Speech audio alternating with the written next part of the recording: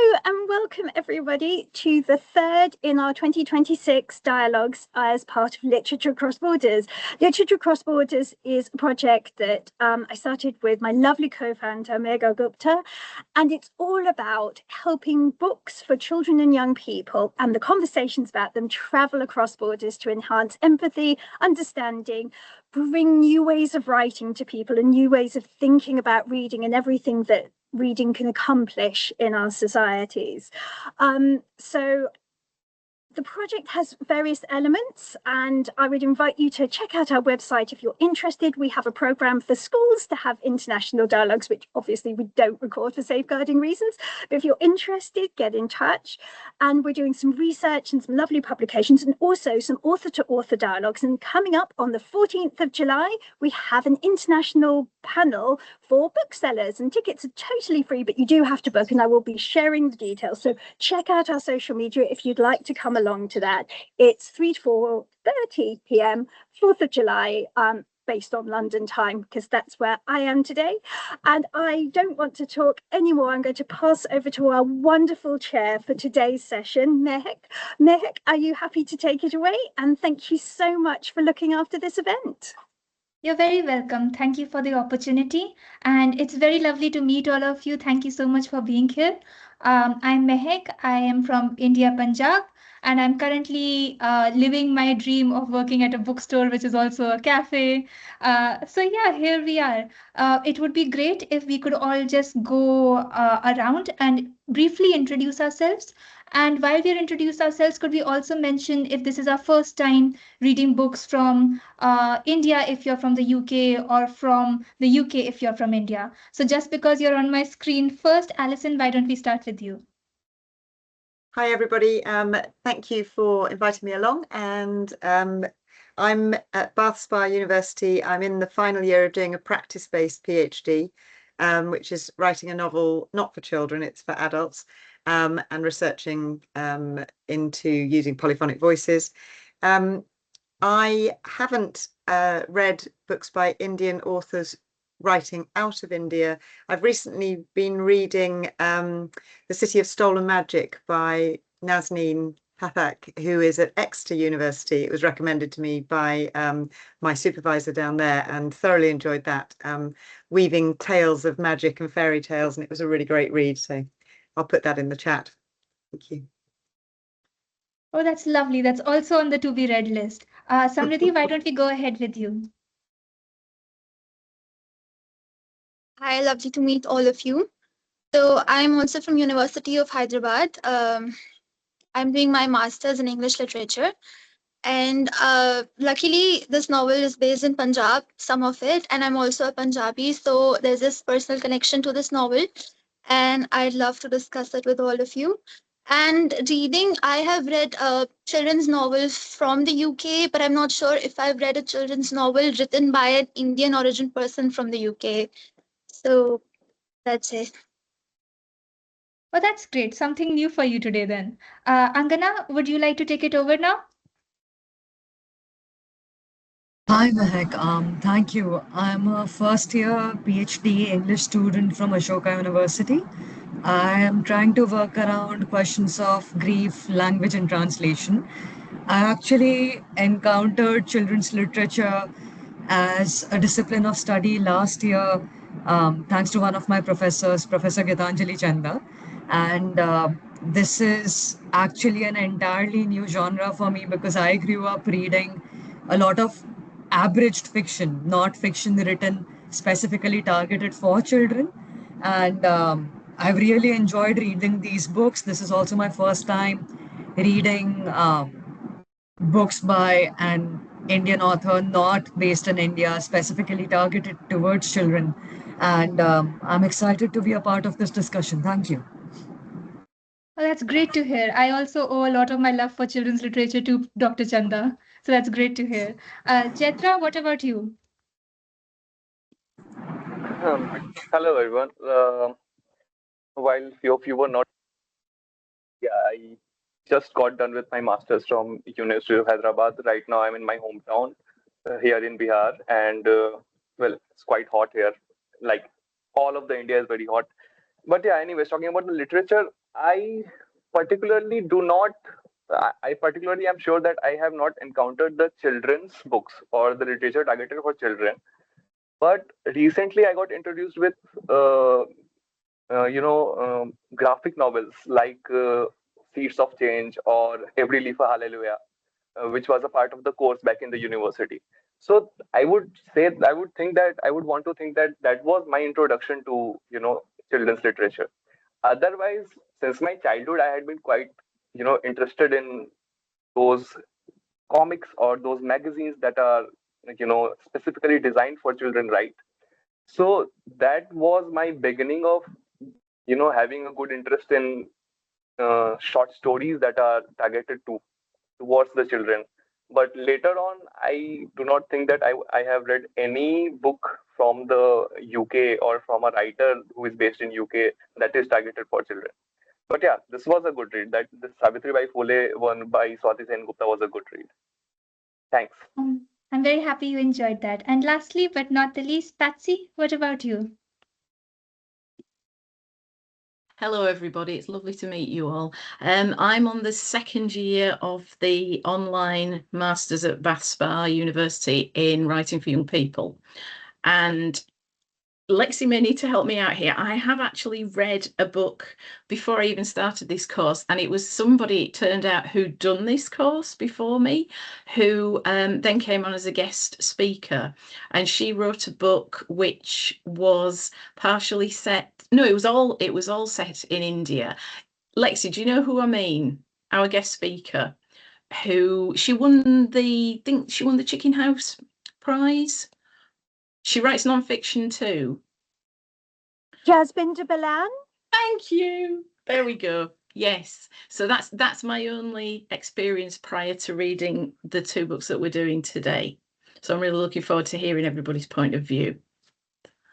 Well, that's brilliant. Patsy, we'll have to look forward for when you write a book and then an entire new series of literature across borders students can or participants can discuss that. Thank you so much for introducing yourselves. The books we'll be talking about today is The Incredible Life of Savitribai Phule by Swati Sen Gupta and The Royal Rebel by Bali Rai. So for the first question, I just want to ask, before reading these books, were you familiar with the figures of Savitribai Phule or Sophia Duleep Singh? And could you tell us a little bit about the experience of reading about their lives and works?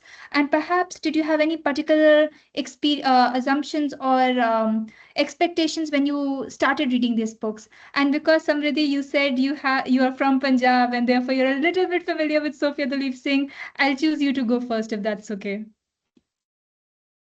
Okay, thank you so much. So first, I'd like to mention Savitribai Phule. So in our campus, we have a building named after her.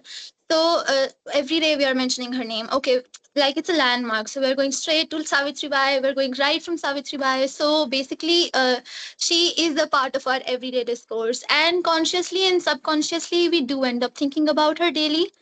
And Sophia Duleep Singh, I would like to go 2 generations back to Maharaja Ranjit Singh first. So Maharaja Ranjit Singh is also like that for us Punjabis here. So like I cannot think of any single day when I'm out in Punjab and I do not come across Maharaja Ranjit Singh either through a signboard or through a statue or his name being mentioned. So he is that familiar to us, and Sophia is his granddaughter. So, Maharaja Ranjit Singh, we know, we love him so much. I'm sure you, Mehak, you also do. And Dileep Singh also, we are very familiar with. But unfortunately, I did not know much about Sophia, especially her involvement in London and with the suffragette movement. So, that was new for me. So, when I found this book and I found out that she's the granddaughter of Maharaja Ranjit Singh, I was so excited. And you mentioned expectations. I had so many expectations. I was dying to read it. And because she's the granddaughter of such a great person, you're like, this has to be great. And frankly, she surpassed all my expectations. I did not expect this kind of ending to a princess's story. So this was, so it was great and exciting. So yeah, we were familiar with these figures, but that's it. I just love your excitement when you're talking about it. It just emphasizes why it's important to write about the perspective of different people from diverse heritages. Angana, what about you? So I was familiar with Savitribai Phule. I've, but here's the thing: I've actually read a lot more work by Jyotirao Phule, and I had heard of Muktabai Salve, who appears in the book, but then again, I'd not. There was no teleology that I had in my mind clearly. So this was actually an incredible experience. I think later, when we go further into the questions about like why this book for children, I have a lot of feelings about Swati Sen Gupta's work particularly. And Sophia Duleep Singh is someone I was absolutely not familiar with. And it was actually really incredible because I think here's what happens. We all have shadowy information about a lot of key movements in the world. I knew about the suffragettes movement and I knew how it panned out. I kind of knew that, okay, the first law fell flat, but I didn't have such a fleshed out idea of how long it took. I didn't know about the Black Friday. I didn't know that an Indian origin person was involved in this. So that was thoroughly exciting for me. And I think I really wish I had books like this growing up. Honestly, that's what I've come away with most of all. We are excited to hear your points as well. But before we can go there, Alison, what about you? I hadn't heard of either of these figures from history, and that made me feel really sad that that's not disseminated sort of in the reading I had when I was growing up. I know about the suffragettes. I read lots about Emmeline Pankhurst, and we know, I mean, when you're sort of reading your own history, it's always very sort of tailored to your point of view. So it was very interesting to come across. I thought Savitribai, is it how I say it? Savitribai? Savitribai, yeah, the second Savitribai. pronunciation. I mean, her life story was incredible. I was I was so struck by not knowing how young children were married, how the lack of any opportunity whatsoever. And then I thought about how the Education Act happened in Britain in 1870, and it took till, I mean, it was 19 something before there was free education, like 1980 or something before there was free education in India. So the gaps in comparable timelines really struck me for her story. I mean, her personal sacrifice and her journey was just amazing, but also her very modern marriage was an extraordinary thing to discover. I thought that story was brilliant. Princess Sophia, I had no idea about, and found myself, when we get further on in the discussion, I found the way her story was told, I had a lot less sympathy for her because she didn't, I was empathetic with the way she was very divided, but I wondered how much she would have engaged had she not lost her privilege through the actions of her father. And so that was a very interesting one. I also wanted to know a lot more about what happened to her sisters who didn't come back from Punjab and how much they fought, but we didn't get that story. So no, I didn't know about them. I had some expectations when I started out, and I was more than amazed by Savitribai's story. It was incredible. Since you weren't familiar with any of them, even by just the name, did you Google something about them, or did you want to just want to focus on the books? I focused on the books at this stage. I thought it was really helpful to have the timelines and to get the facts that were part of the books that weren't sort of in the story side. But I didn't want to go down the Google route at this point. I wanted to hear what other people's impressions of it were. Yeah. Fair enough. Patsy? I think I need to make a little confession here that as well as doing my masters, I'm also a tutor, and my subjects are English and history. So I was not aware of Savitribai at all, and I found her story captivating. But I did know about Sophia Duleep Singh, not actually through any teaching I've done, but because a few years ago, a non-fiction book about her was written, I think it was basically because of Queen Victoria and her role being, obviously Sophia is one of her godchildren. And I remember seeing it online and thinking, oh, this is really interesting. So I actually did quite a bit of digging around about her at the time. And this was great for me to read a children's version of what was going on. And I do agree with what Alison's just said, actually. It would have been nice to know what happened to her sisters. But I guess because it's a limited, the thing about this book, it's by a publisher that I use a lot with my children that I tutor because they're all dyslexic, and this particular one is from Barrington Stoke, and I love their books because they are short and they are accessible. So I thoroughly enjoyed reading it, but I feel now that I know a lot more about both of them than I did before I started. And if you go ahead to read, their sisters also lived like brilliant lives, so it's worth reading about them as well. And I'm not ignoring you. Jetra, what did you think?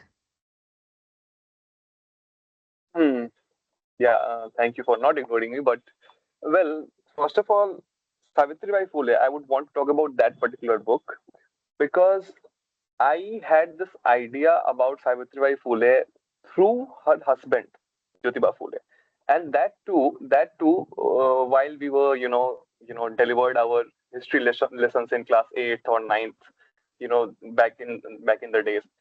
I knew that she, was a pioneer figure in many aspects, but the difference between me learning about these people, these historical figures through history textbooks, and as compared to me learning about them through literature, that too children's literature, the very significant difference is that this literary aspect gives me an option to, avoid the facts and figures and go with the story.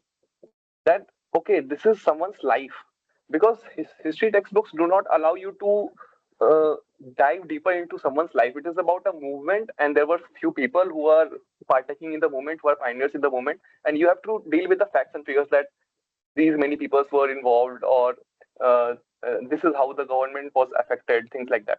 But this book was quite intricate detail of the personal life of Savitribai. And I guess it was Alison who was talking about the marriage that Savitribai had with Jyotiba.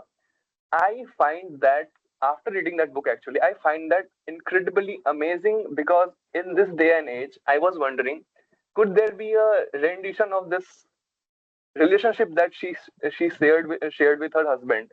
Uh, can in would crave for that there could be someone who understands even the deepest of your insecurities, because these chapters, the chapters in this book particularly, first of all, they're very small, very concise. You enjoy reading it. You know that the history has told you something about Savitribai, but you still are interested because the way this book narrates the story, this book protagonizes Savitribai first. There is Jyotiba. I always doubt that would have been a Savitribai if there was no Jyotiba. But it's more about a man leading a. It's not about a man leading a woman. It's about companionship that a man and a woman shared, that reshaped the, whole background of a community of the education that they were deprived of the rights that they were deprived of. So yeah. Yeah, that's a very insightful question, and it's one that the author Swati Sen Gupta asks herself at the end of her book as well. And Yes. I think both you and Angana, you've touched upon this and why it's so important to read these two books together, particularly. A lot of us, even back home, where Savitribai Phule is such an important figure, we know of these two women mainly through the relationship with a man, with Maharaja Ranjit Singh and with Jyotiba Phule. And here we've been given an opportunity, very wonderfully so, to kind of acknowledge their role in these women's life, but also just to see them as they are. And I think that's truly wonderful. You've also touched on the question that I wanted to ask next, is that why is it important for children to encounter these narratives through literature rather than through history books or through an academic school setting? How do you think the literary form of these texts influence how children encounter historical figures? Particularly because when I was reading Savitribai's work, there are a lot of text squares or text bubbles that actually is how a lot of history books in India during the school level are framed. So I was wondering, what do you think about that? Patsy, why don't we begin with you? I liked the balance between the factual squares that you're mentioning, Mihak, and also the fact we've got the story running alongside. And I think what I like particularly, and I think my students would probably agree, is I'm speaking for them, which I shouldn't really do, but I think it's the fact that the story you can get involved with, whereas as Jaja was saying, with history books, it tends to be facts and figures. It's very dry. It's, this is what happened and that's what happened and that's what happened as a result of the thing that happened before. Whereas with the story, you really get a sense of the plot and you start to understand the roles of the other characters and where they fit in, which often I think in history textbooks, the minor characters can be overlooked. Whereas because this is a story, you are given that wider view of what's going on, and it just makes it more interesting. And Patsy, since you've already researched a little bit about Sophia before you even read this book, do you think the book brought something completely new that none of your research had got you before?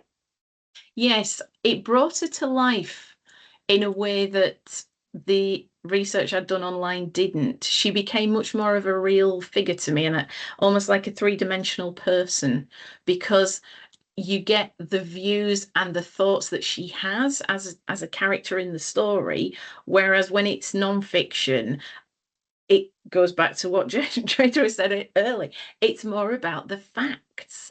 And I think you become far more involved when you start to understand how the character's thinking and why they are. Yeah, that's lovely. Thank you so much. Samriddhi, what about you? How was it different reading it in the books, other than perhaps passing by the Savitribai Hall in the college or seeing Maharaja Ranjit Singh on the statues in Punjab? So for me, I personally, history was my favorite subject, so I was always into it. But I always noticed that the people who did not like history, they often dismissed it as just a bunch of dates and a lot of rote learning. But history is something which we should learn seriously because it gives us this identity we have, but not just identity, it also gives us a privilege. So if I'm able to sit here and talk to all of you, it's because a lot of people fought for this privilege. And I feel that children should have that sensitivity so that they understand their privilege or the lack of privilege. So history is important, but books can be boring. I do understand that. So introducing history in this format would be so fun, especially because I'd like to read out the first opening line only. So here she says, I watched as a grumpy baboon stole a silver teapot from a garden table. She refused to give it back and bounced around the lawns, holding the teapot and shrieking. One of the servants tried to wrestle the teapot away, but our baboon didn't let him. So, this is not history. This is just a funny incident. And children love this stuff. And this is not a strange incident. I have seen this incident so many times in my childhood. Not baboons, but monkeys. I have had so much trouble with monkeys. There's been snatching of stuff and cursing at them and laughing at them. I have had a monkey ride my bicycle. So it's very relatable. Yes. So it is very relatable. And I have read a lot of children's books when I was younger about monkeys. And it took me a while, but I found the book. So it's Monkeys in My Backyard. So children's fiction has been about monkeys and these interesting things. So starting a history book with a fun anecdote, you already like the children, you already like that they're having fun in their park, and you are already in the story. So now you are hooked from the very beginning. And then when you get into the story, you are actually learning about historical facts and important historical movements, which are not funny, which are actually very serious. And because of these things we are where we are. So I think fiction is a good way to build that sensitivity and bring that awareness into children about their history. That's wonderful. Alison, would you like to build up on that? Yes, I mean, excellent comments, and I agree with them. It's sort of, for me, it was a sense of colour and place I got out of reading it this way. I mean, if you look at the chronology at the back of the timeline, it's 2 pages, and then you think about the story that you've gone into here and the way you've got a sense of place. I know Elvedon as well, which is in Norfolk in the east of England. And I used to meet my sister there there's a cafe and you can go there. And when I came across this as a place here, it suddenly became, it was wonderful to start imagining this whenever it was 100 years ago, and the baboons, and the fact that this became the Maharaja's home. And I tried to picture what it was full of, but it made it very very relatable to picture it.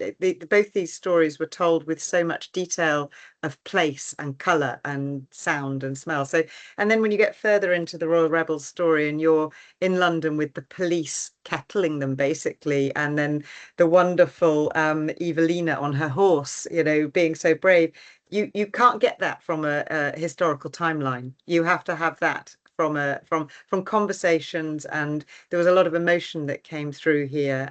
I'm thinking about when Savabita wants to learn to read, and there's descriptions of her not being able to read and being able to hear the bird song, but you know, the grief she felt about not being able to read. You need to have that conveyed through literature, I think, not through a timeline. So yes, it was the colour and the emotion and the movement in the stories. It was brilliant. I really love that part about the grief, and also how she continues to describe the act of learning and the act of knowledge as something like magic. I think that's a wonderful paragraph to read. Angana, what about you? So, in thinking about the question of history and literature, I think the first question that comes to my mind, especially right now, is whose history? Right now, specifically, like in India, we are under a state regime which is actively eliminating huge portions of history that are a part of, that might bring about a certain ambivalence about the current political climate. A lot has been taken out, and it makes you wonder that the history that I read in school about a decade ago or whatever is very different from someone right now who's 12 years old, who's 13 years old. So the history that students read versus the history that school students are reading, which is very much mandated by the state, versus when you go into higher levels of education, you're able to find your research topic, but even then there are so many questions of what you can access and what you cannot. I think what literature is able to do is it's able to enter a lot of crevices of a life that I believe an archivist or an anthropologist, sheerly because of methodological constraints or time constraints or financial constraints, cannot. And I think it's important what narrativization does here, to be able to hear someone's inner monologue, to be able to understand that, you know, this is not just a person who's brought about incredible change. It's also a life that has moved through its own transitions. I mean, I have a lot of sections from Swati Sen Gupta's work that really pulled me in, because I think also, especially for children, that when you read the story of a revolutionary as a historical fact, you're mostly like, yeah, I have to get through this, I have to get through an exam. And that's so stressful. We've all been there. Versus when you read it as a story, when you read it as a life, when you read it as something that is also relatable, because we also encounter both these figures like Sophia Duleep Singh and Savitribai Phule as children at a certain point. So there is a certain relatability. So I think it instills a certain courage and empathy, which is very important for children to have, which, of course, I think our syllabuses are not working towards. So that way, I think these are incredibly important books. I think you're absolutely right, and you emphasize on something that is so, so important in today's age. I actually tutor kids from 11th grade in history right now, and their syllabus is a bit baffling to read. And Yes. exactly like you said, and I think literature remains like a really stubborn stain against the whitewashing or just like the scrubbing away of history into something that's more palatable, that's something more digestible for a certain group of people. So I think you do a brilliant job of reminding us why historical narratives are so, so crucial right outside of history books. And with that, what I really loved about these books and really struck out to me is how much emphasis is on the subject and the emotions of these two women. And, throughout history, women have been deemed to be too emotional to hold positions of power. Yet both authors, Swati Sengupta and Bali Rai, they continuously emphasize how these two women are feeling. They talk about their hopes, their wonder, their guilt, their frustration, their fears. And despite all of this, the outside world kind of demands a sense of indifference from this. We see this in Sophia Duleep Singh's story when Mr. Oliphant says that no matter how much anger you're feeling, you must not show it to the people. Or when Savitribai, she says that she needs to stay calm and she needs to remain indifferent in face of the abuses and even the mud that is hurled at her. And I was wondering, what do you think these two texts are inviting children to think about the role of emotions in a revolution or rebellion? Samriddhi, why don't we start with you? So, first of all, the fact that women are being considered too emotional, I wouldn't like to go there because in this book, there's a part where Dileep Singh is talking to his son and he says, "No, no, boy," that father turning Eddie away. "You must learn to control your emotions. You are a prince and an heir to a kingdom." So it's not just about women. I feel like all of these royal children were being taught to behave a certain way. And when we talk about this discipline and behaving, so I feel like we have grown up with a lot of books where children are being disciplined, and we hate the people who are disciplining them. Like, for example, in Jane Eyre, the book covers a lot of her childhood, and we see that there's this woman, Mrs. Reed, constantly disciplining her, and we hate that character. And then Jane rebels against her, and so discipline is something we see as something which needs to be rebelled against. But in this story, I realized something else. So here, discipline is not about controlling them. It's more about protecting them, because here discipline is an important tool for self-preservation. If these kids they said some rebellious things or something wrong and someone heard them or overheard them, they could have been in serious trouble. It is very possible if, when they were in London or even in Punjab, if they said the wrong thing, they could be in trouble. And they were warned about it so many times. Like there's this part where Bamba is saying, "I hope to meet the rebels. I want to stay and fight for a free India." Now, but Sophia knows that this is not the place or time to say that. She feels the same way, but she doesn't say it. So, Sophia is someone who is very emotionally intelligent, who knows what to do and when to do. And I feel like young children, uh, they are not emotionally intelligent and they just speak wherever they want, whenever they want. But this is an important life skill which they need to understand, because her siblings did not, but Sophia did, which is why she was able to achieve so much. She knew where to stay calm and she knew where to show her anger. Like, there should be a safe space, and then there's a public sphere where you do not express these things because it could be life threatening.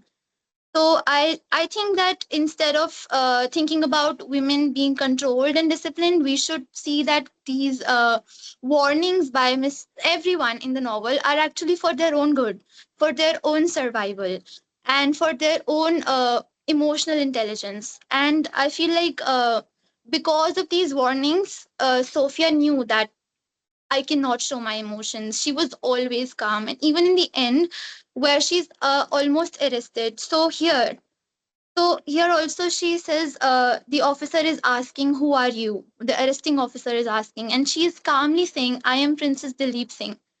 And then the officer is telling her that you should know better.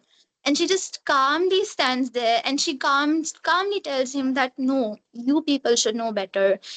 In this situation where you're being arrested, anyone could have been angry, upset, people could have gone crazy, but she is so calm, which is surprising how calm she is. And I feel that this is because in her childhood everyone was constantly telling her, control your emotions, control your emotions.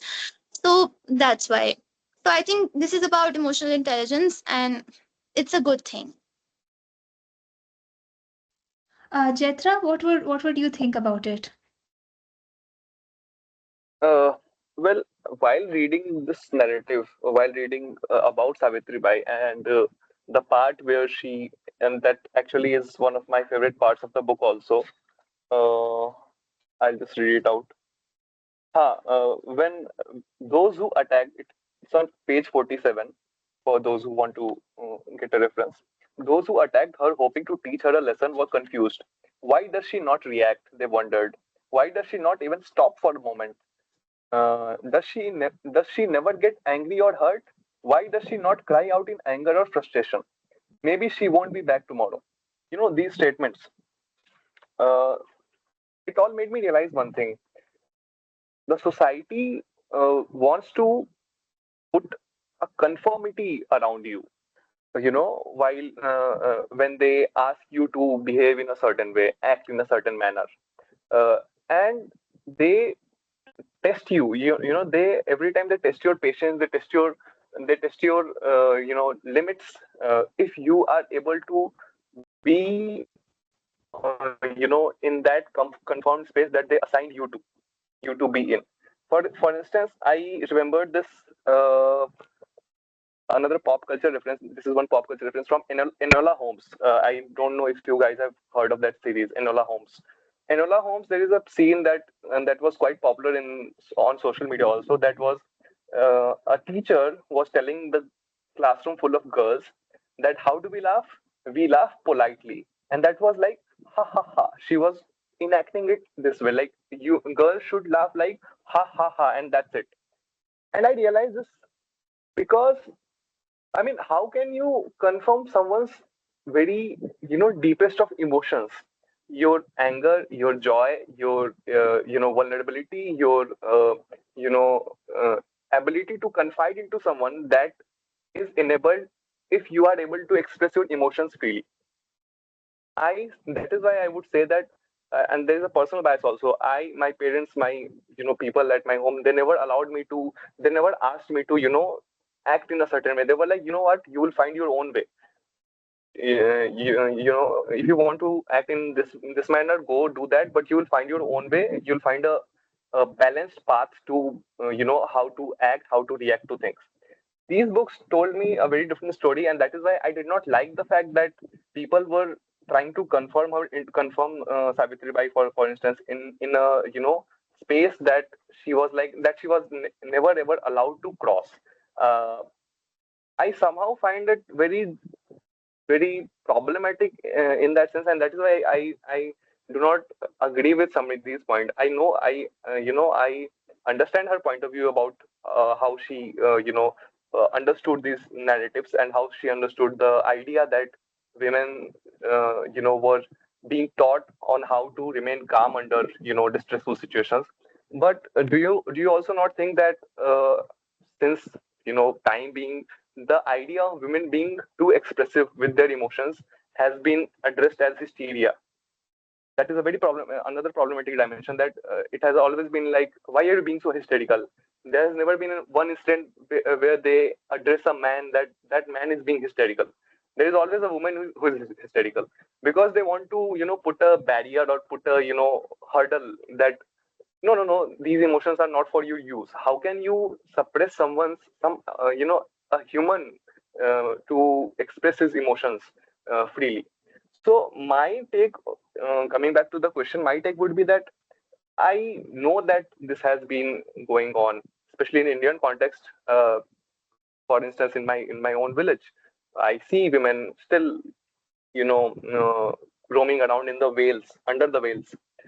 They still have those veils on, and they still follow many traditions that I absolutely ridicule. But again, the very basic idea, and this is again coming from a very personal bias, that the very basic idea of not allowing women, especially, to express their core emotions, core, emotional, what do we call it? Emotional intellect. That is something that I do not agree with, and that is something that I found a bit, difficult to understand while reading these narratives. But well, what is here in the books, in these books, is a fact from our history. So maybe. Angana, what did you think? How do you think these books are nudging children to think about emotions and revolutions and rebellions? I think I was also struck by the how different the emotional arcs are in both the narratives. I think Alison raised this earlier, that a lot of like, at least in this book, the Royal Rebel. I'm actually not familiar with Sophia Duleep Singh outside of this book. If I have to cite that earlier, a lot of what she's doing is also seemingly that it, it's coming partly from the privilege of being able to, and partly from having had the experience of a certain loss. And I'm trying to think of the losses in both these stories, first of all. Um, and to me, they are very different. One of my professors from Ashoka, Professor Rita Kothari, teaches a course on partition. And she said this one thing once that has really stayed with me. She said that when we talk about the Indian partitions, we are always thinking about homelessness. Um, and she says that, but a lot of the narratives that you read, you always come across stories of that our house used to be like this. This is what our tiles used to look like. This is what our chandelier used to look like. And she said that this is of course a situation of having left a home, but it's actually also homefulness. You are so full of that memory of home. So how do you sit with that, and what do you make of that experience? And that's something that kept coming back to me as I was reading Bala Rai's work with Sophia Duleep Singh. She's constantly talking about it's, of course, it's also in first person, which changes a lot. um, she's talking about never feeling home in the world, and then the idea of being of a certain use. And I'm thinking that, okay, this is a person that has seen a lot of grief, has lost a father, has lost a mother, has lost a very beloved sibling. And I felt that in some way, I felt that there could have been, I wish in understanding her personal narrative, which was just as important, I didn't, I felt that I wish there was a little more emphasis on the suffragettes movement, because I felt that there were certain gaps. I wish that I learned a little bit more about her friendships, because the emotions in her case felt that they were purely hers, at least through certain strands of the book. I also really liked the book. I don't want to give the impression that I don't, but I felt that I wish I learned a little bit more about the friendships. It's so interesting that this is an Indian woman at that time, Indian origin woman with, like, of course, an Arabic mother. Um, she's speaking to white women, and then later I find out that one of them has joined partly the fascist movement. One of them doesn't support the Indian independence movement. I wish I got to learn a little bit more about that. Um, and now about Savitribai Phule, I felt that the emotions, it's fascinatingly done, because I feel that even if I were to think of my younger cousins, if they were to read this, they would learn how emotions are also a site of protest. It's actually her emotions that um, lead her on a quest for knowledge and lead her to realize that that when we think of injustice politically, it's as important as injustice being felt in your body. And I think this book did a fantastic job of converging those two arcs together, to show that we don't need to have such a strong distinction between what you think of emotions as the private space and what you think of as political justice. There is a bridge of anger, and it can be incredibly important for a child to learn. And I think that was fascinatingly done for me. That's really nice to hear. Patsy? I've just been listening to what everybody has said, and one of the things that seems to come out for me now, which I didn't really think about when I read the books, is the fact that these two women have very different backgrounds. I did realize that, obviously, but what I'm thinking now is maybe that is why the emotions are shown differently in the two stories, because Sophia comes from a very privileged background, and she is in a position quite often to be able to speak her mind. I mean, the bit where she stands up to the policeman at the protest, I think is brilliant. But then equally, I think, would she do that if she didn't come from the background that she had, which has taught her to be able to speak to people of different backgrounds themselves in a way that's perhaps quite, more confident than somebody else would do. Whereas with Savitribai, I find her emotion is, in a lot of ways, is something I can relate to more, because she's come from a much more ordinary background and she's had to fight to get where she's got every step of the way. And I wonder, when it comes to answering the question, Mihak, whether the two authors are perhaps looking at emotion in revolts and rebellions and in different ways. And I wonder if that's because of the backgrounds of the two women. But I also wonder if it's actually showing in a very smart way that emotion is part of a revolution, that if you don't care enough, you're not going to get off your chair or walk outside of your house or put yourself at risk. And in showing it the way that these two authors have done, I think it reminds children that you can't, I'm trying to think what the right word is to use. You can't disconnect emotion from being a revolutionary. It's part of who you are, that you are prepared to take these risks to do what you know is right, to change things for the better for other people. I think that's very beautifully said. Alison, what about you?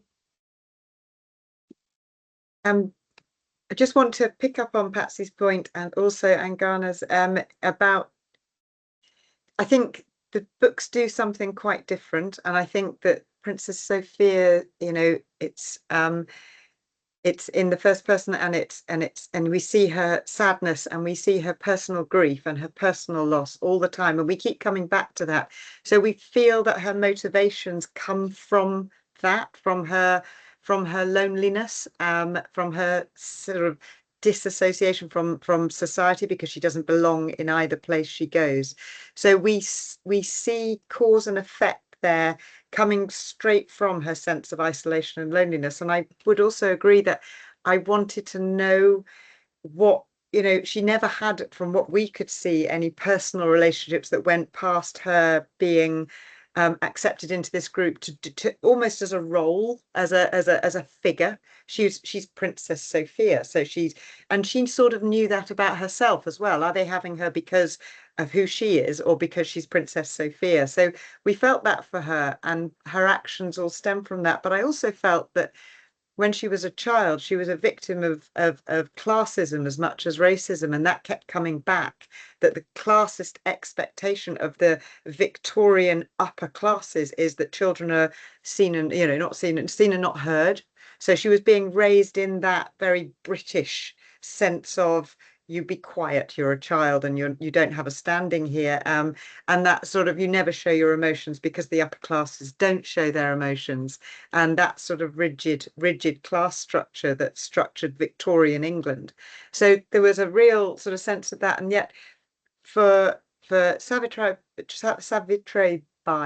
I felt with her emotions, they've formed, like Patsy said, the whole wellspring of why she became the person who she was as a campaigner, because she cared so much, but she also knew that the stoicism and determination and resilience that she needed to get done what she had to do meant that she had to take all the insults and take all the mudslinging and wash her. I mean, those details about taking an extra sari and having to wash it because she was covered in mud, and it wouldn't be respectful to teach covered in mud. You know, the endurance all the way through. And we felt with her that she sort of almost came out of childhood ready-made as this person able to carry all this. Whereas Princess Sophia, I felt so intensely sorry for her, but felt also she was a person who never sort of really escaped being a victim. And I don't know how that works as a child's reading of that. And we'll come on to that because some of the descriptions of what she of seeing her mother being a drunk depressive and her father being an alcoholic gambler, and how do children kind of like translate that when they're reading it and then see what her resilient, what she then goes on to do? Is she a strong figure or not? I never felt that Princess Sophia comes across as a strong figure, whereas Savitribai does, an incredibly strong figure. So how that works with the emotions then. That's very interesting, and I really love what you and Patsy both picked up on, is that it's not really stoicism or indifference, right? It's anger, or in a very different form, so different that perhaps other people who are against their cause even fail to recognize it. Both of them, there's a moment of cheekiness when Savitribai says, "May these insults or stones you hurl at me drop like flowers." Both of them are kind of like the serpent underneath the flower. They know how to utilize their emotions to be what the world wants them to see, and then really attack where it hurts.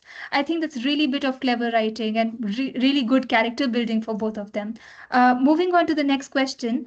While both of them, and Patsy has already mentioned them, they come from two very different strata of the society. What were the major similarities or differences that jumped at you when you were reading? And Angana, are you there with us? I know you just replied. Would you mind taking over again?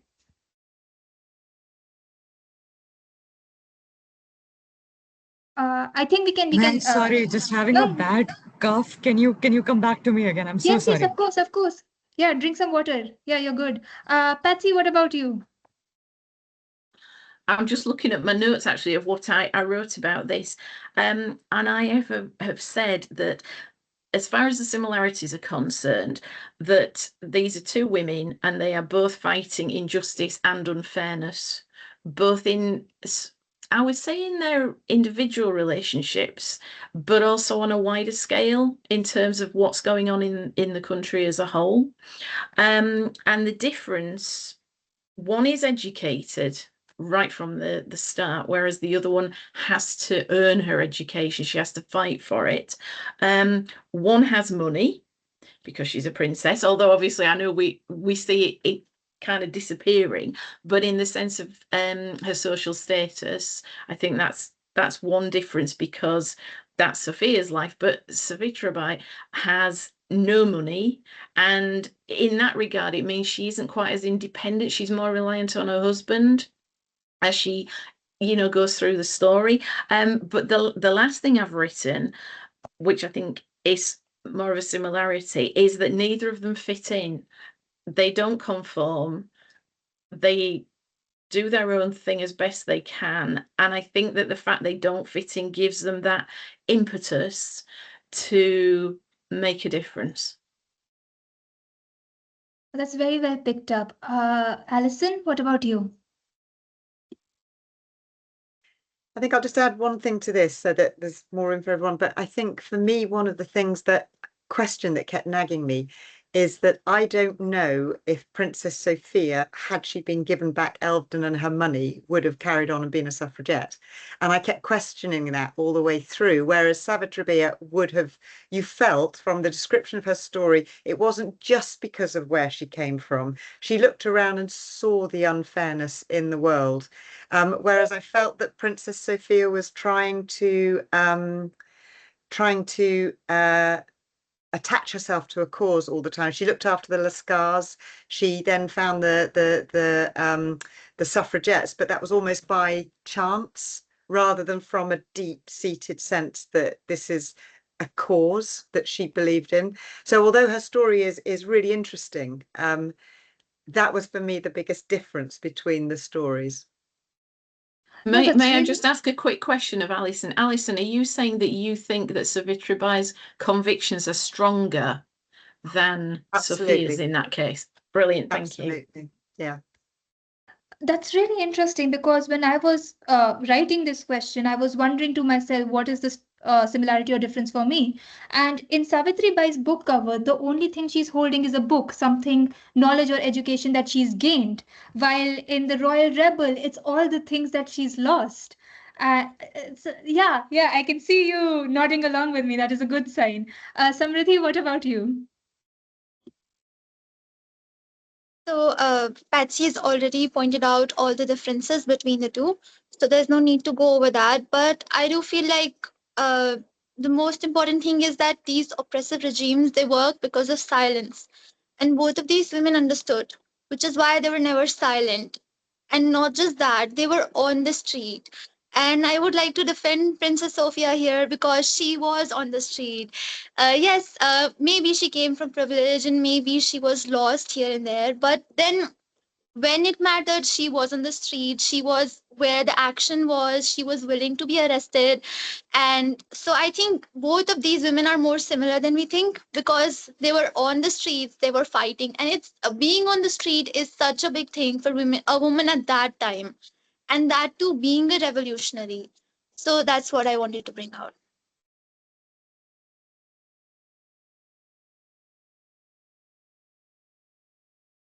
Meg, your mic is off.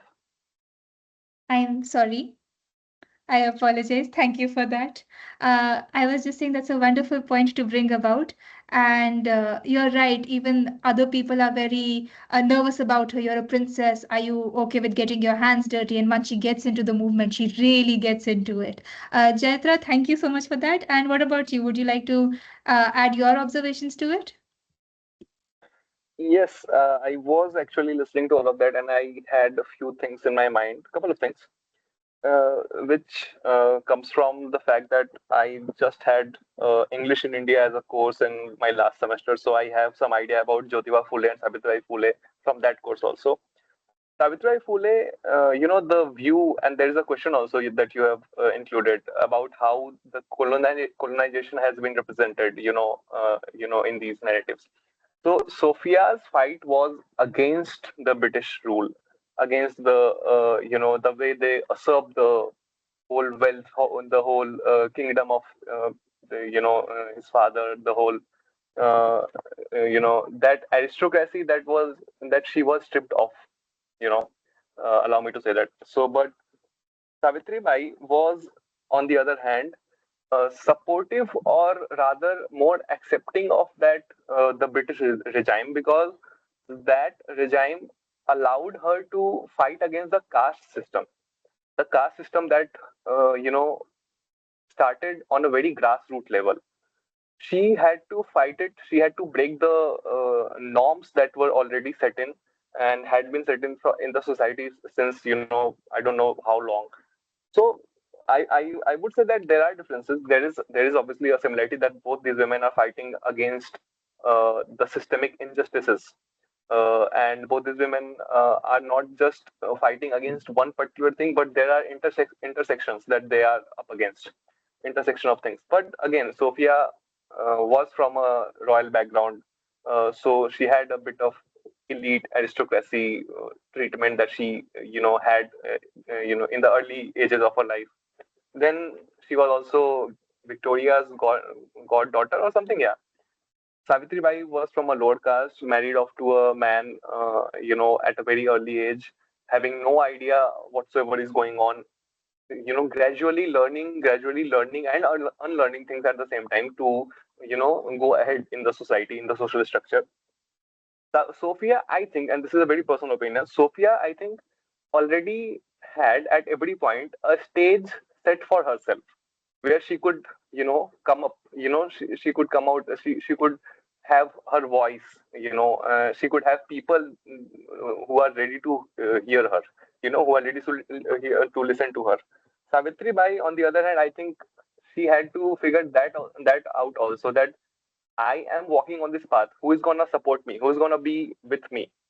Is there a crowd? Is there a group of people that follows me? So that could be a difference.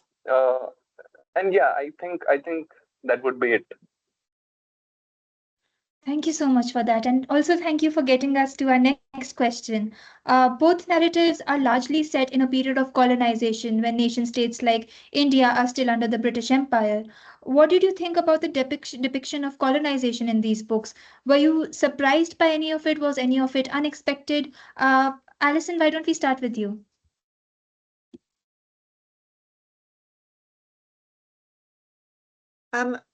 So in the Savitribi's story, I think the regime, the caste system, really, it was an education for me in some of the horrific details that came across there. But if we're talking at the moment about the difference, sorry, I tuned out for a minute there, about the British in the caste systems and the British involvement.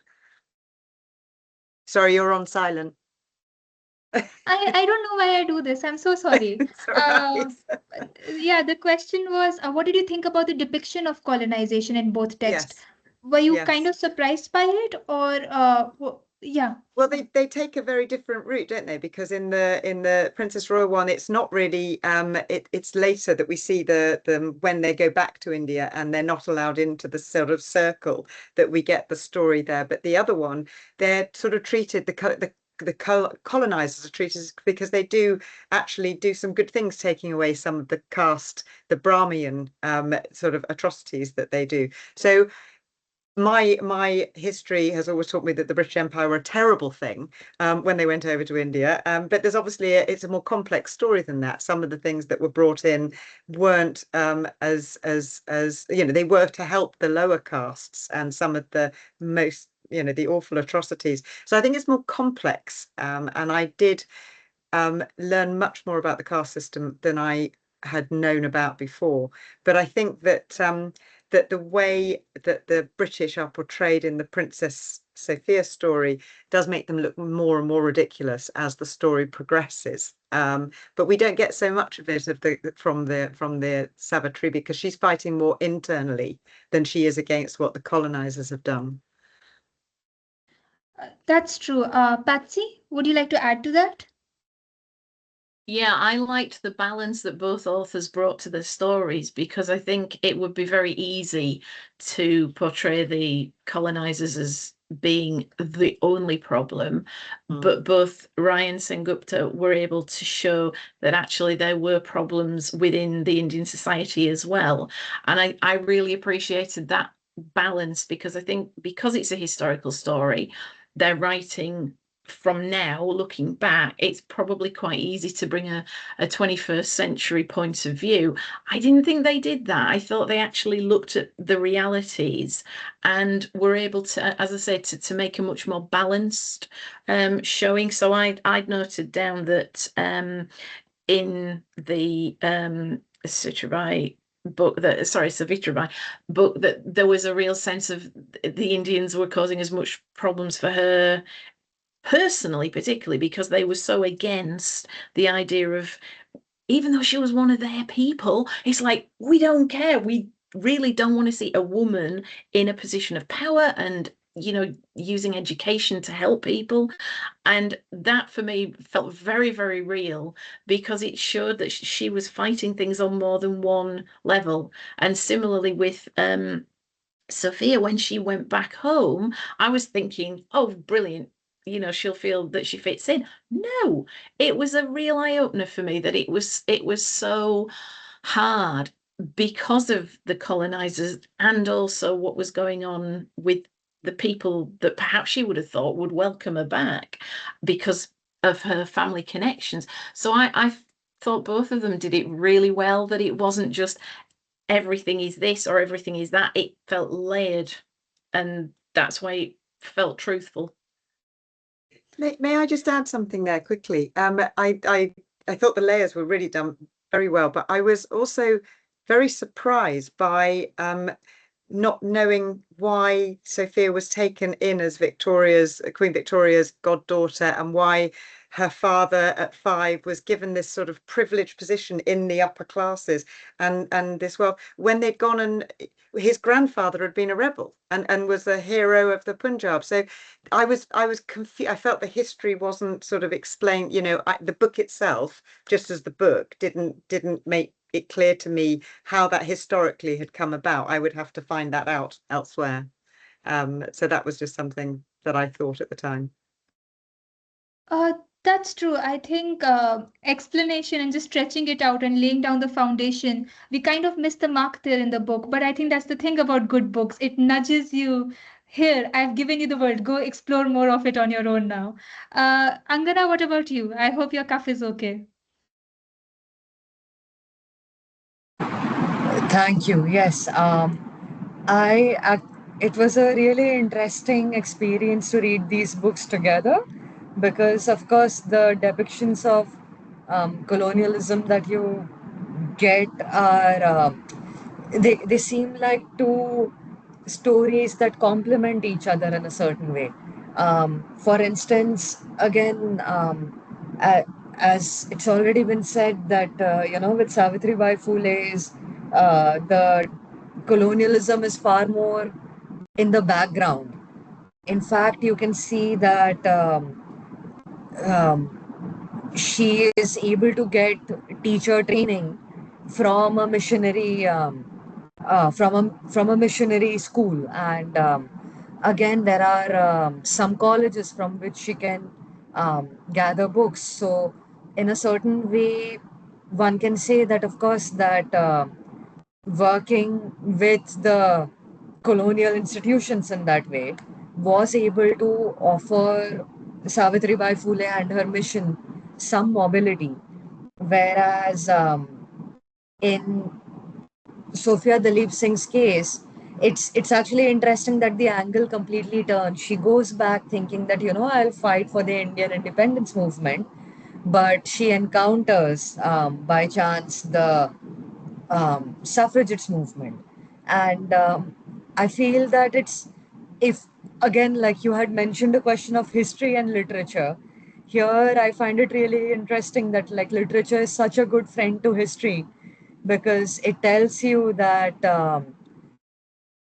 we don't consider this often. We think that, oh, colonialism is something because of which the colonies have suffered, and absolutely.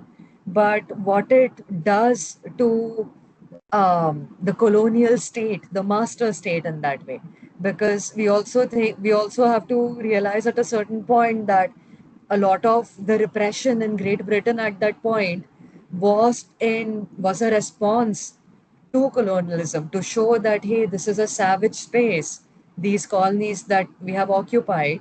Now we must have stricter, for the lack of a better word, a Victorian regime. And what that does to gender, what that does to class in UK, that is something that one can catch interesting glimpses of from Bala Rai's work. So I really enjoyed how they show disparate but complementary stories of colonialism. Especially for children who are probably encountering colonialism mainly through history books at that point, which may provide a very one-tone narrative, as you have said before. Reading Savitribai's work and Savitribai's story and Sophia's story makes it seem, oh, it's not black and white as we had thought it to be. There's so much murky gray area, and that really gets children to think about the history and even perhaps like ethics of it a little bit more. Chaitra, what do you say?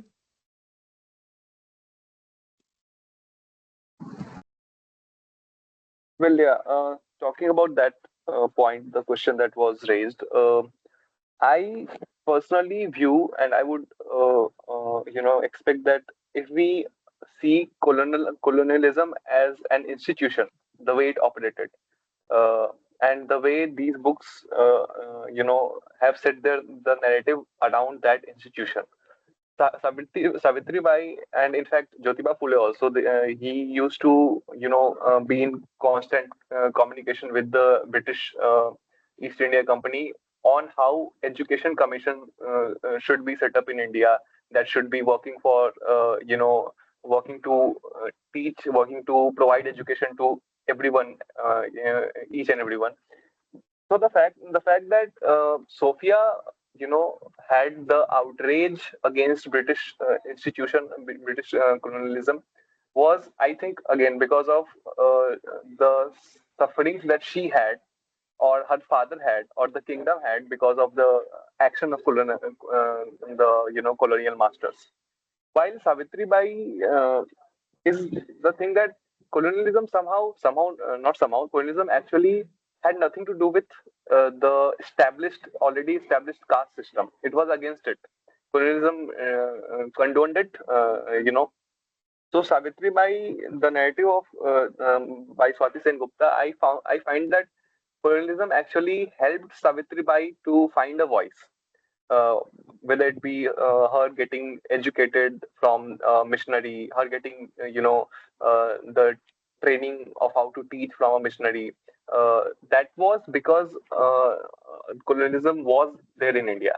Again, I want to make it clear that I'm not talking in or against the colonialism, or whatever it was, however it was. We all are familiar with the stories, but strictly talking of this book, particularly the Savitribai one, I think colonialism has been portrayed as something that somehow, you know, did not let the flame that Savitribai had in her die.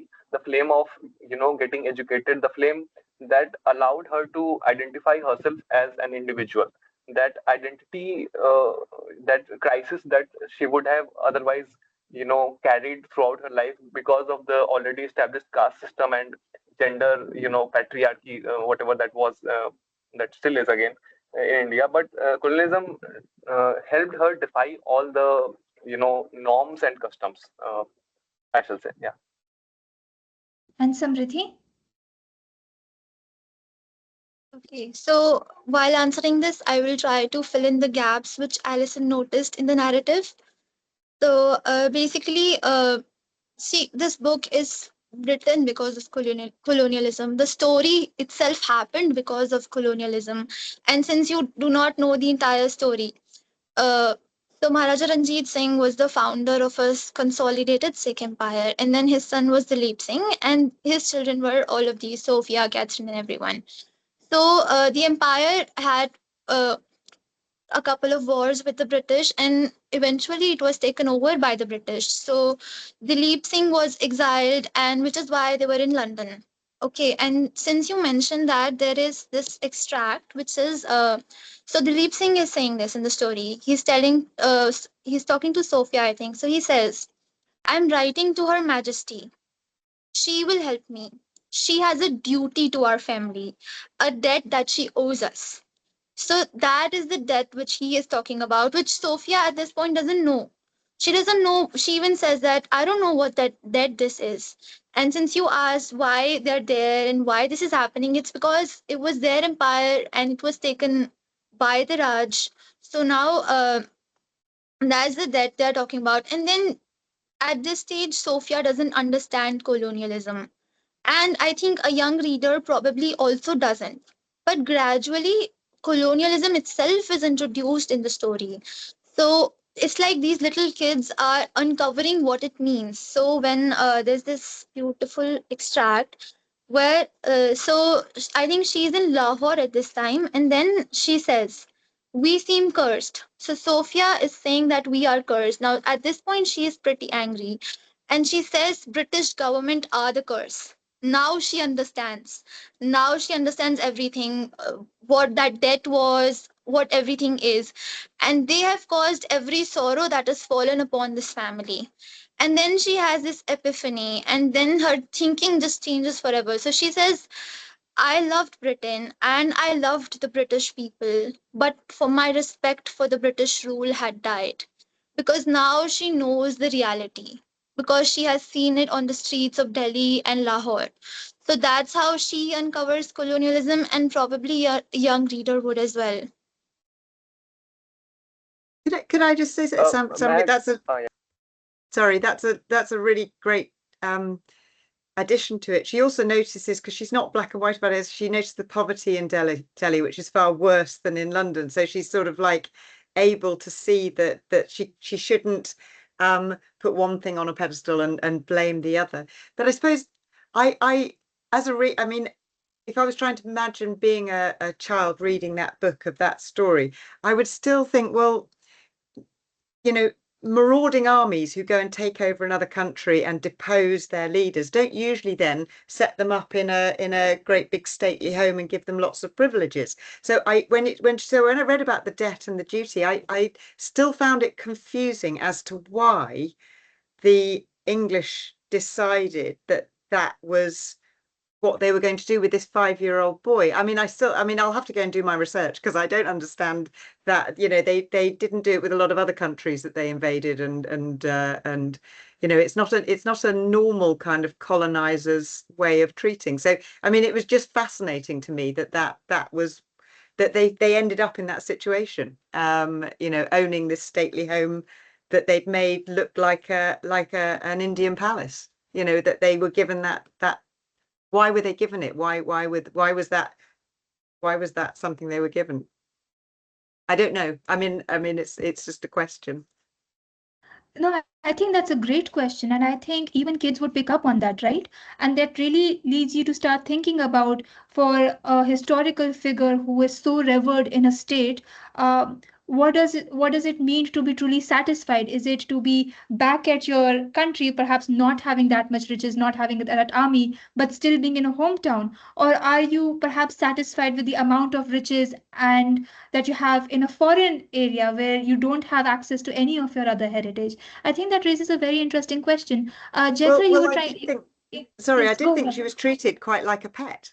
You know, that the whole idea of you know, the gifts and Queen Victoria. I got this impression, and especially when you start with a baboon, as the story, there was this undercurrent that the whole family were kept like pets, even though they believed that they were friends with the Prince Regent, and there was a horrible sense of that I had when I was reading, and I don't know if I was reading extra into it, but this idea of them being sort of like almost, you know, yeah.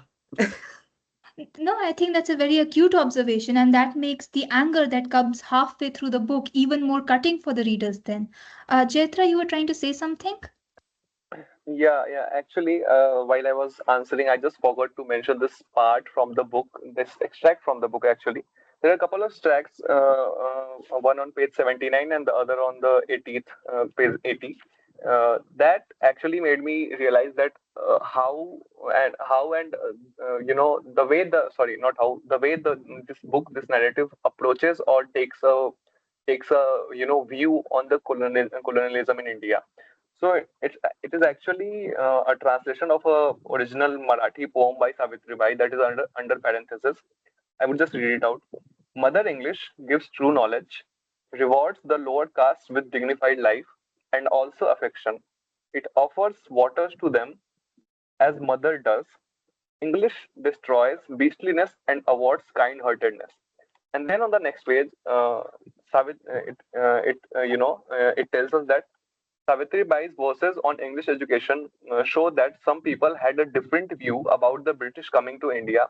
For many who had been traditionally repressed, the British rulers were saviors who had saved them from the upper caste brutality. So I guess, and actually that was something that I wanted to make a point from my side, that this is what a certain strata of the society had to say about the British rule. You know, this is how they viewed the British rule. And they were the liberators for them. They were the people who would, back them in the fight against the upper caste traditions and norms. So yeah, that's all. Yeah, that's great because, in present day, you have authors like perhaps Arundhati Roy, who says that, sure, English is the language of exclusion, but English also becomes the language of equality, where a lot of Dalit authors who learned English, they're able to communicate in that. And I think you've picked up on that pretty nicely. So thank you so much. If we could all briefly read out our favorite paragraphs from both of the books, we can perhaps start with the book about Sophia Duleep Singh first. And Patsy, would you mind starting us off? I feel like a teacher. Yeah. Yeah, I'll just find it. It's page 48, and it's a very sad bit, but it is. But Eddie fell ill after Christmas 1891. By April 1892, he was confined to his bed, and he stayed that way for an entire year. My sisters came back to help me care for Eddie, but he didn't recover. In late April 1893, we were given terrible news by the doctor that Queen Victoria had appointed to Eddie. Prince Edward's condition has worsened considerably, Dr. Christopherson told us.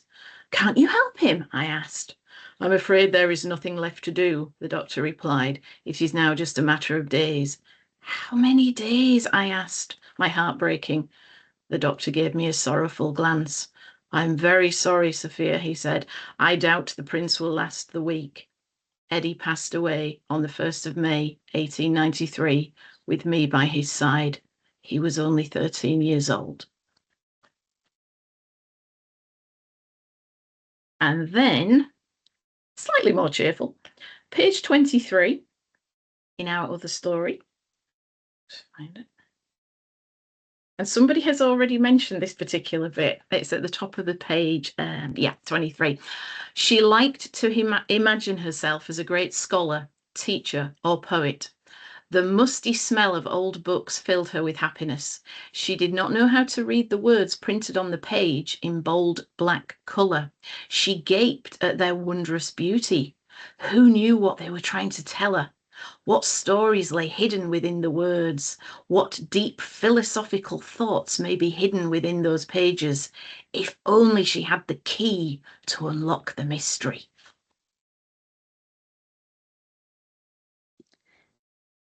Thank you so much for that, Patsy. Would you mind explaining why the very sobering paragraph from Princess Sophia's story is the one you picked?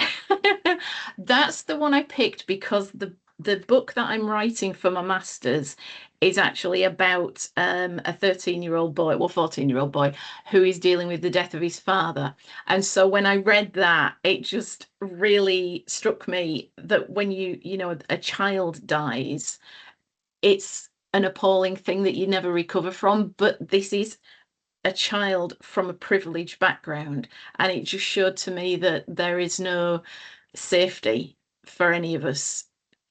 Whereas with Savitribai, it was something that I just recognized from childhood, that idea of, oh, what mysteries and magic are in a book. And I thought it was captured so beautifully. So I wanted something that was in contrast to the sadness.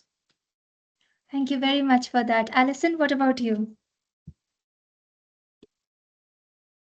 I've got chapter 9, the beginning of chapter 9 in the Princess Sophia book. Lahore was magnificent. We spent our days discovering its vast pleasures and meeting many more people. Much of the city was still Indian, with mosques and temples and palm trees lining the streets.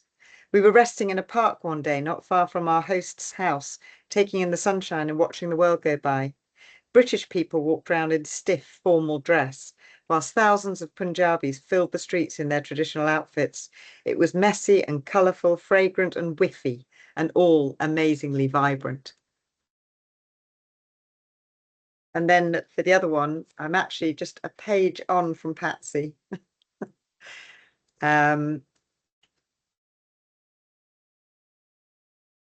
Savitri knew from the squawking of the birds outside her windows if they were happy or sad.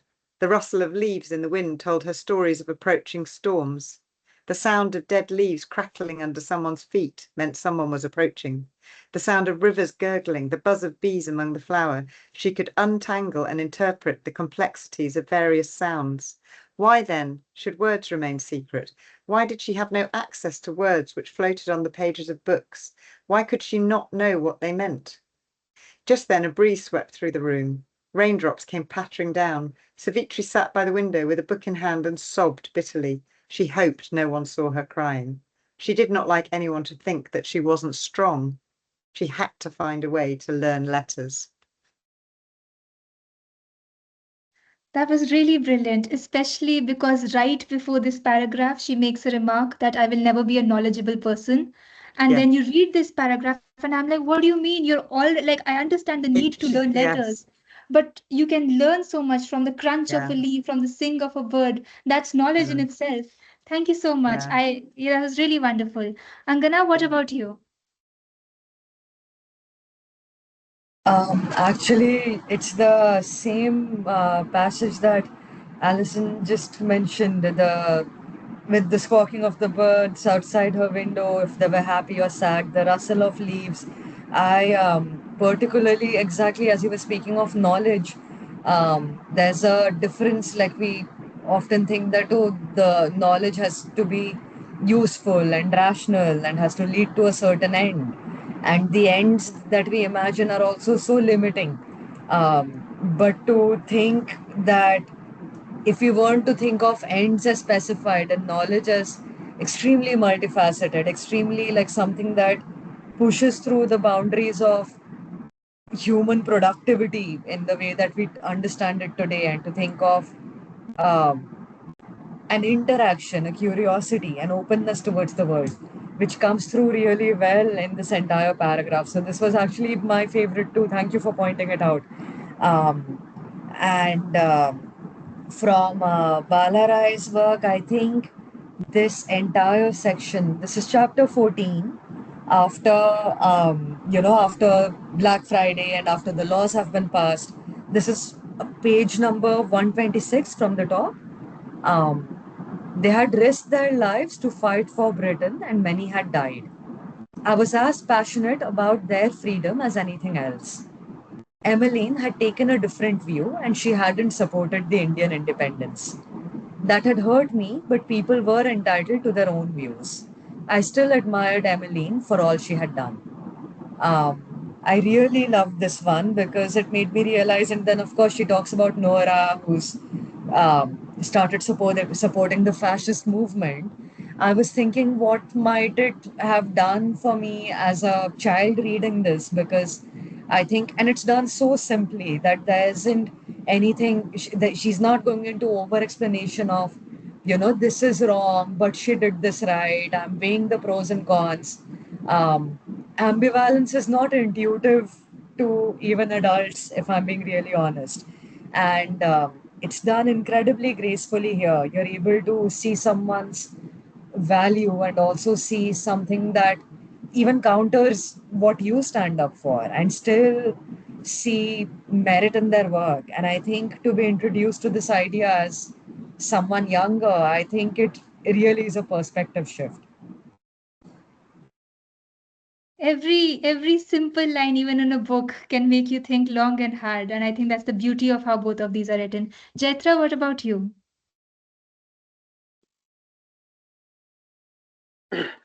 Yeah, well, first I would like to read from Savitribai Phule's, life story by Swati Sen Gupta. Sorry.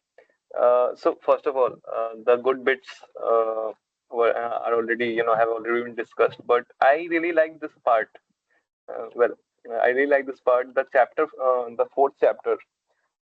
People had started talking about the work Savitribai and Jyotirao Phule were doing. As a Shudra woman, Savitribai was trying to upset the peace of society and its established ways, they said. Every time Jyoti Rao's father Govinda Rao left home, people would advise him on his rebellious son and daughter-in-law. Okay, I would skip, a little bit, and then I'll go to the next page. Govinda Rao was threatened with boycott. He was ridiculed and insulted. We have known you for decades. You should be firm with your son and daughter-in-law. Otherwise, they will bring disgrace upon all of us. They told him. You are not a bad man, but your son and daughter-in-law are too revolutionary for their own good. They warned. Now, what follows is a proper heated discussion between Govinda Rao and Jyoti Rao. How, why I think that this bit is really good. This bit is really important for the narrative, in this narrative. because if you follow up in later in the chapter, there is a statement that says, there is a sole statement, single statement that says, it's on page 50, page 54. It was time to leave home. When Jyoti Rao agrees that, okay, if my revolution is not being supported in my own home, I would rather leave my home. I think this particular point marks the beginning of the revolution that Savitribai and Jyoti Rao led later. So this becomes a very important segment of the text, I think. Another one is actually, the one where Savitribai was feeling very weak or feeling very, not privileged to understand letters, to understand, to have the literacy, to be able to read. A statement follows. I can't locate it right now, but I remember that properly. That statement follows. A paragraph follows where Jyoti Rao for the first time, Jyoti Rao asks her that, "Would you want to get, learn? Would you want to be educated?" And then Jyoti Rao says that, "Do not ever bow down to anyone." That was quite significant to me because that was a woman's the only personal confidant a woman could find in a man would be her husband, I think. And that man is very much, sure about the fact that first his wife will be able to learn, will be able to get all the education.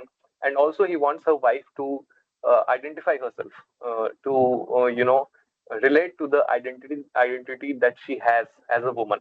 And that is why the statement that do not ever bow down to anyone becomes so significant. So those bits are good, I guess. Then there is from the other one. Yeah, wait. Marianne Wallace Dunlop was an artist. She was tall and determined, with fire in her eyes and a strong rebellious streak. Marianne had been sent to Holloway prison in London and was refusing to eat anything at all. Suffragettes in prison were treated as common criminals. We were never seen as political prisoners. Marianne wanted that to change. We weren't committing crimes for greed. We were fighting for our basic human right to vote. It wasn't the same as robbery. What this paragraph tells, first of all, what this paragraph told me, first of all, urged me to think actually that how the institutional injustice or institutional discrimination works at a very basic level. You are seen as criminals just because you raise your voice against the injustices, against the problems that you face, the basic problems that you face, against the fact that you are not allowed to practice your rights. Marianne Wallace, the description of Marianne Wallace, first of all, as a fiery revolutionary rebellion, that made me think. I actually closed my eyes and I was like, oh, how, what kind of a woman she would have been. If she stands in front of me right now, how would I see her? So that description and the follow up that she was, being a voice against the injustices. She was not just being a voice against the injustices, but also being a voice for others who could not lend their voices or who were so oppressed that they could not, raise a voice.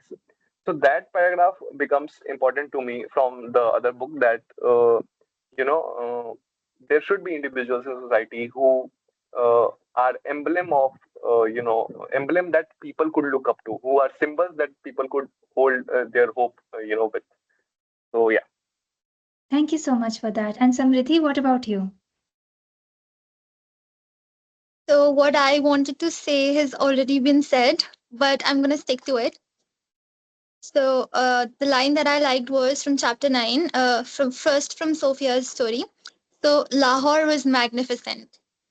So this line, I stayed with this line for a really long while because we have this Punjabi saying, "Jine Lahore ni vekhya, unne kuch nahi vekhya," which translates to that if you haven't seen Lahore, you haven't seen anything. So Lahore is in our imagination, it is sort of like Paris for the Western imagination.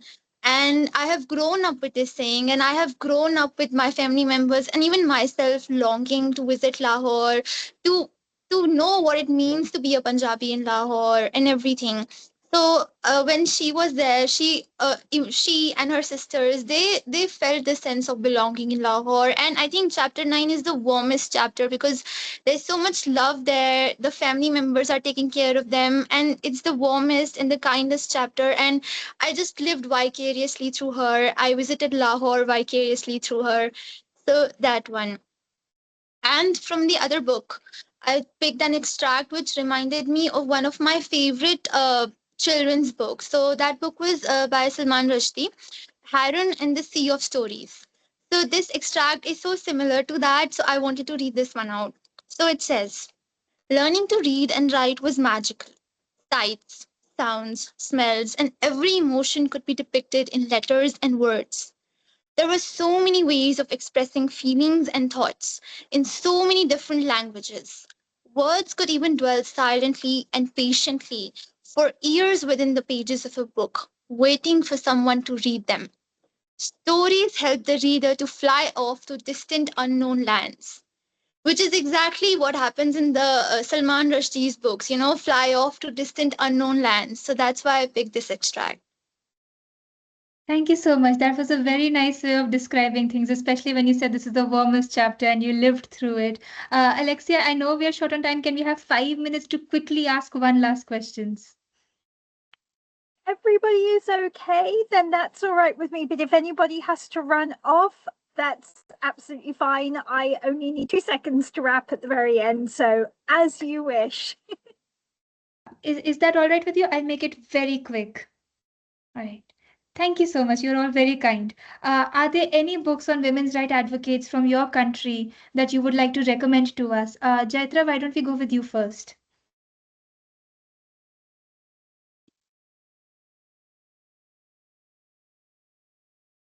Sorry. What were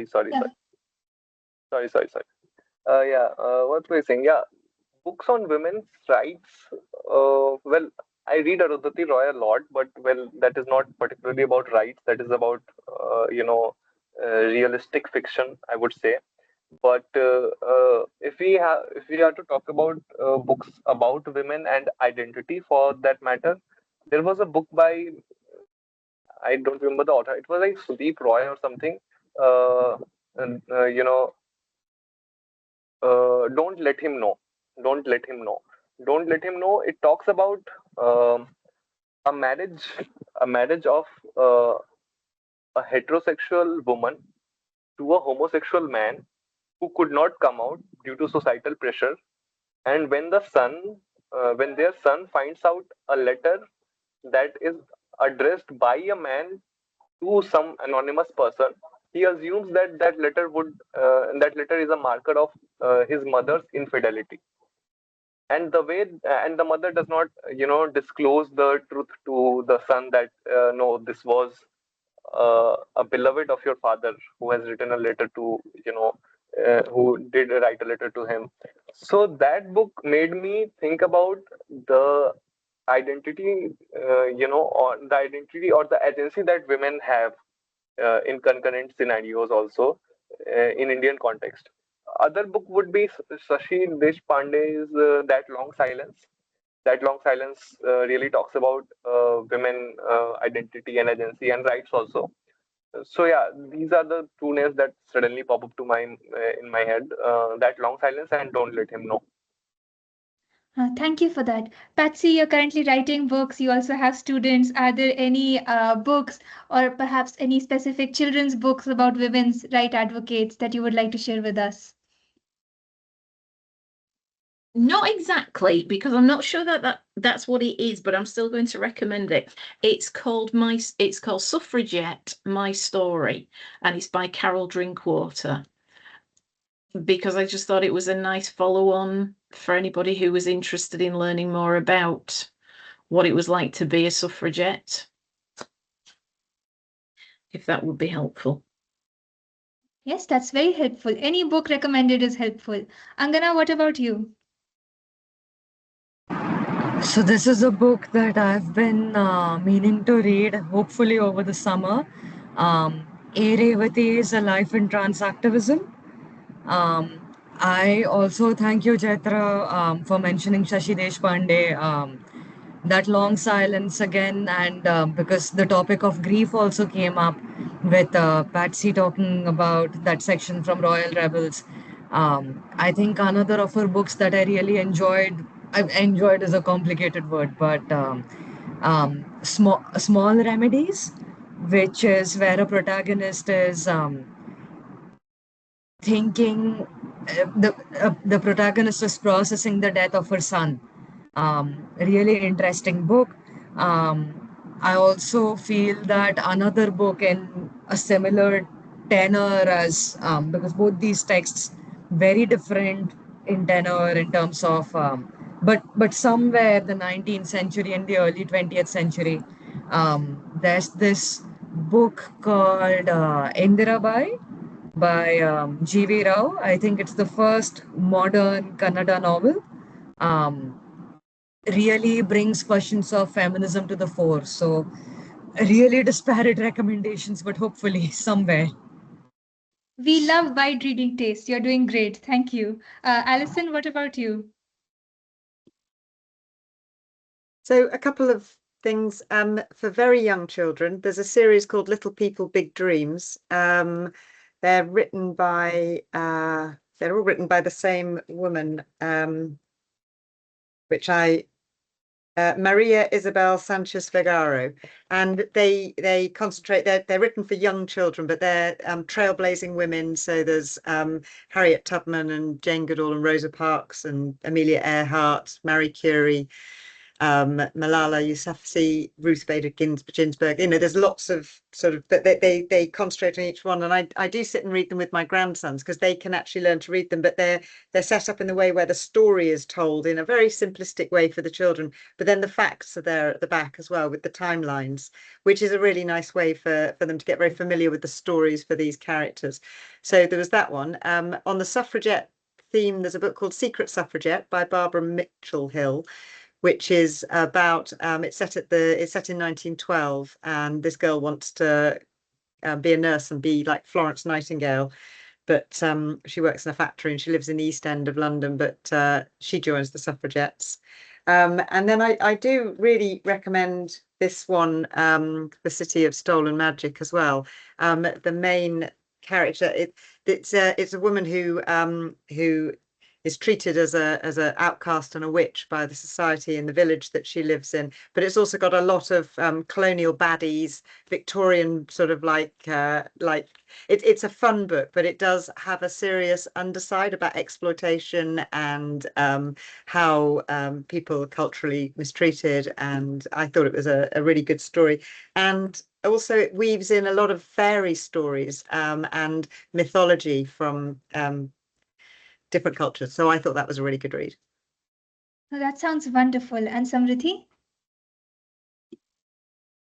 So, since we're talking about children's fiction, I thought of the most imaginative feminist writings I've ever come across. So, that was a book by Begum Ruqayya Hussain.